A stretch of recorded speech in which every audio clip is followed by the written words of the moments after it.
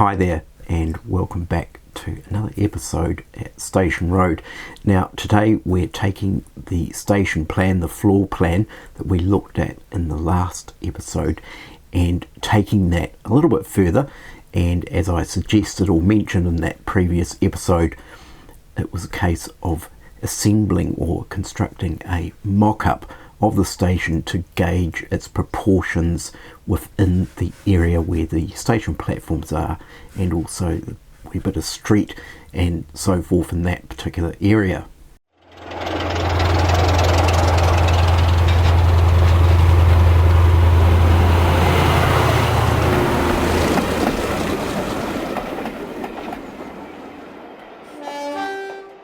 So firstly, I'd like to say a big massive thank you once again for all the feedback and comments, of course, from the previous episode, and my hypothesis about how the station plan might have been when the station was originally built. And it was great getting some of that feedback, and of course some of the suggestions how some of the rooms might have been or what the purposes of those rooms were. And it's quite interesting. A lot of you sort of shared my sort of same thoughts, and others came up with some other ideas as well. So of course one of those areas, or one of the rooms that I was struggling to really sort of figure out what it possibly could have been, and of course there was a potential it might have been a gentleman's waiting room. And of course the interesting thing is, of course, if we go back a long way, society was obviously, well, it was very different back in the late 1800s when the station would have been built, possibly in the mid to late 1800s.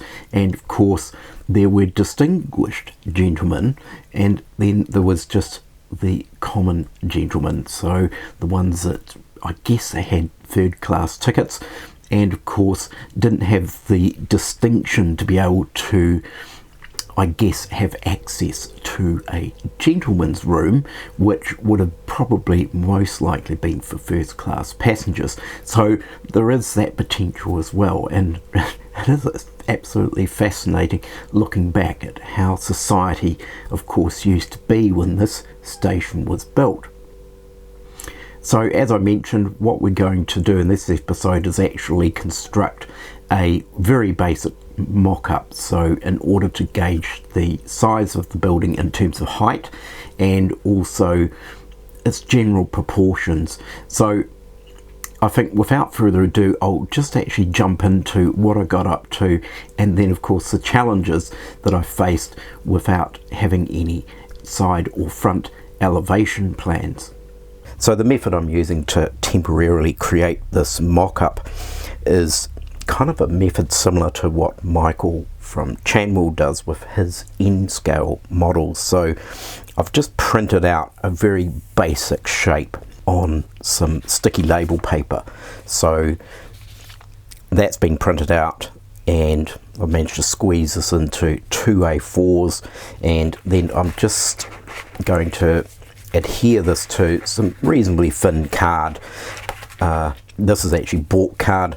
I don't actually have any cereal boxes or anything like that available that I can scrounge. So essentially what I did within the computer is, of course, I had the floor plan, which was kindly supplied by Laura and Gil, and also worked out the actual footprint dimensions. Now what I don't have, of course, is any elevations, so this is like front or side elevations.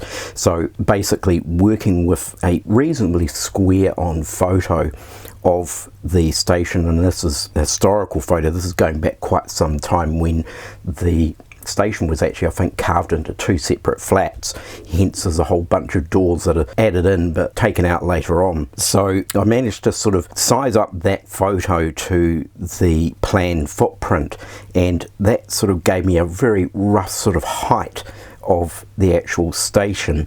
And also working with the measurements that Gil took for the brickwork and the mortar course and all of that kind of thing, I was able to gauge a reasonably close height for the walls and the height at the pitch of the roof and all of those aspects, and also just sort of roughly sketch in or or draw in some of the windows and so forth. So this is not, I guess in a way, this is not the exact proportions. It's very close, I imagine, but when it comes to actually doing the actual real construction of this building, of course I'll be going into more accurate details about what the heights are of the wall, and there is some hope I may be able to gain access to some planned elevations, and that's through the National Archives, so I'm kind of hoping that maybe something might crop up there. But in the meantime, this is going to suffice to sort of gauge, as I mentioned, the proportions of the station as it sits on the platform.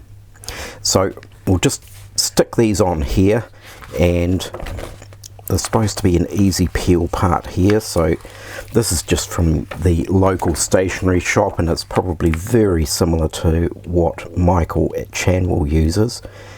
It's just a permanent label paper. Of course he does his mock-ups this way, and then of course he actually also uses this as the printed texture too, I believe, for his buildings. So it is quite a handy way of doing things, and I've sort of adopted this label paper method myself, because essentially what you end up with is you skip a step effectively, and no longer need spray glue and all of that kind of material to stick this onto a more rigid material. So I'm just working that down. I know that it can be a bit scary when you're basically applying a giant sticker, but it's pretty easy, it's not too bad. So that's one lot, and we'll stick the other one down. So another method, of course, is not to peel the whole lot off. So I could do it this way as well, where you peel it back a little bit at a time. So it's not all going down in one go, and then it's just a case of side to side and working your way up the label. So it's pretty straightforward really. So what I'll do is I'll finish applying this, and I'll trim all these wall sections out, and as you can see, what I've done is actually printed them out in as per corner. So we've got a little tab here at each end where they're going to join. So basically I've split each section of the building components in half diagonally, so I can just do a fold here, fold there, and then these tabs will attach. So we'll get this cut out and I'll come back when that's all done. Right, so these two components make up the central section of the station, and I'll just assemble this, and that will basically show you how it all works, and then I'll carry on and do the two end sections off camera. So I'm just going to run a light score through here, and the idea is I don't really want to go all the way through, so we just want to encourage that to fold, and a light score through there. I'm not cutting the windows out or anything like that, there's no point in doing that, and I haven't laid up the roof on the computer because I think I may have to just do that by hand once these components are actually set up. So that's our fold there. This is not the best card, unfortunately. It's pretty cheap, nasty card, so it doesn't really fold terribly well, but for the purposes of doing this wee mock-up, it doesn't really matter, and I'm just using a bit of double-sided tape on these tabs because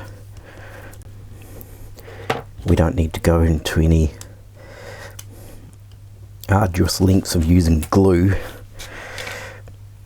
So I'm just going to stick some thin strips of double-sided tape in here, And stick this onto here, and I'm just lining it up.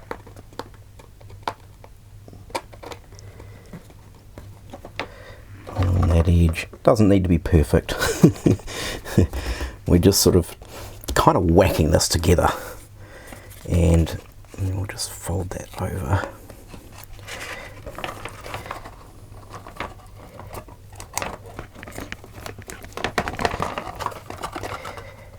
And I'm just using the desktop to keep the base flat.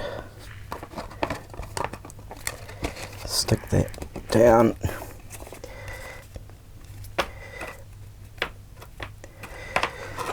Right, so there's our middle section, and yeah, it's sort of giving us an idea, isn't it, really, of the proportions of this, and I'm quite liking those proportions.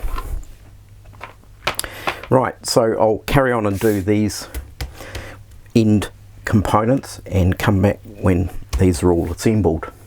Right, so I've now assembled the two end components as well, and I've actually joined it all together. So as you can see, what I've done is actually I've just put in a few corner braces just to firm it up a little bit, and I've just actually stapled the three building blocks or components together. Doesn't need to be anything fancy, and you can get a general sort of outline profile of the station and its size, its proportions in 00 scale, so 1:76. So now that I've got all this together, I've been just mapping out the roof line. So we've got these two end roof pieces which are going to slot in there, so they're going to go on first, and we'll fix those in place, and then from that I can then work out the roof line that's going to run along here and the angle that we need to cut this on to do this bit of roof here.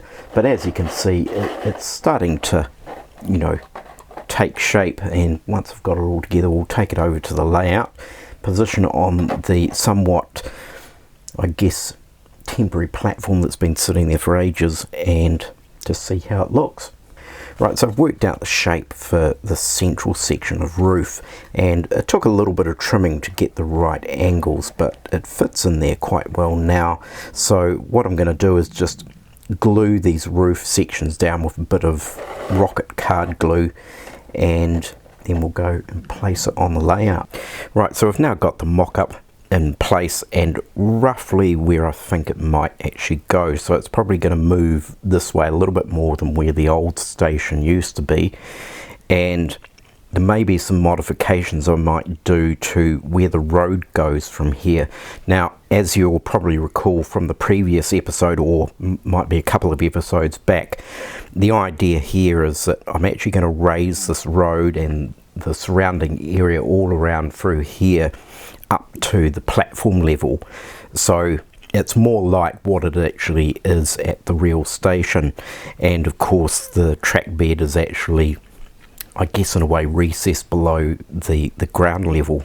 So I haven't constructed the outbuildings obviously that would go in this position here, and of course there's also a canopy that's going to lead out from here, as the canopy used to be once upon a time.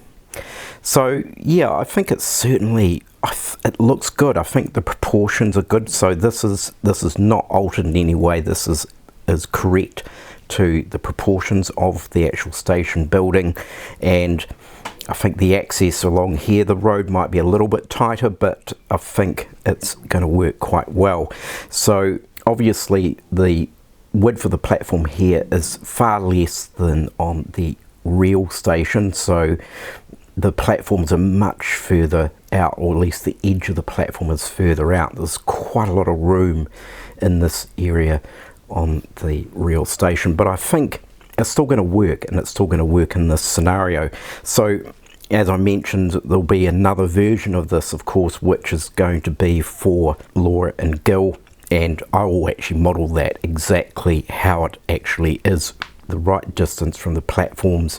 It'll be a small diorama with a section of track bit of platform length as well. So yeah, it's certainly taking shape, and I think from this I can actually use this mock-up in terms of when it comes to actually working out roof angles and so forth as well.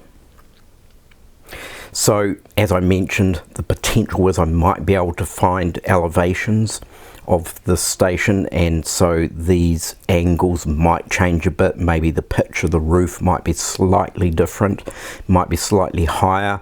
The whole building might be higher. Maybe it's too high, maybe it's a bit lower than this. It's hard to say, but this is sort of roughly worked out, obviously, from that front-on photograph that I have.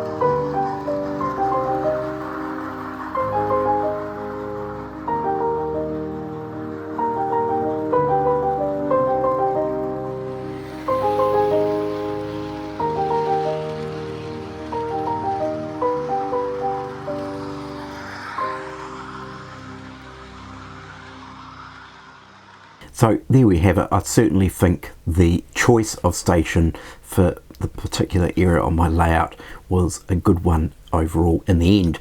I did have my reservations. I did sort of wonder whether this station would actually work in this area, whether it would be whether the footprint would be too big for that area, but I think it actually works out quite well, or it's going to work out quite well. So as you can see, obviously making up a mock-up of your structure before you go ahead and actually build the real thing is a really good idea, because you can just generally get an idea, scope out the lay of the land and how that building is actually going to sit within that particular area on your layout. And of course at the same time I thought it was well worth getting a few trains out and running them past the station to actually see how the station looks in relation to trains stopping at the station, travelling past the station. So I got out a B17, that's a Hornby locomotive, and the other one I think was a Bachmann WD Austerity 280.